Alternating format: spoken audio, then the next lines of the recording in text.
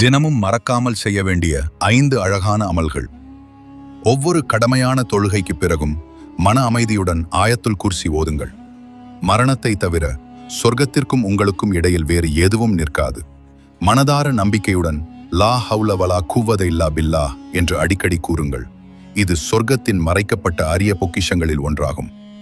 எந்த நல்ல காரியத்தையும் தொடங்கும் முன் பிஸ்மில்லாஹ் என்று சொல்ல பழகுங்கள். அல்லாஹ்வின் பெயருடன் தொடங்குவது முழுமையான ஆசீர்வாதத்தை தரும். தினமும் குறைந்தது 10 வசனங்களையாவது கவனத்துடன் குர்ஆன் ஓதி வாருங்கள். நீங்கள் ஒருபோதும் அலட்சியக்காரர்களில் ஒருவராக கருதப்பட மாட்டீர்கள். தினமும் 100 முறை சுப்ஹானல்லாஹி வ பிஹம்திஹி சுப்ஹானல்லாஹில் அலீம் என்று திக்ர் செய்யுங்கள். கடல் நுரையளவான பாவங்களும் அல்லாஹ்வால் மன்னிக்கப்படும். இவை அனைத்தும் மிகச்சிறிய செயல்கள், ஆனால் அல்லாஹ்வின் பார்வையில் மிகப்பெரிய வெகுமதியை தரக்கூடியவை. இன்று தொடங்கலாமா?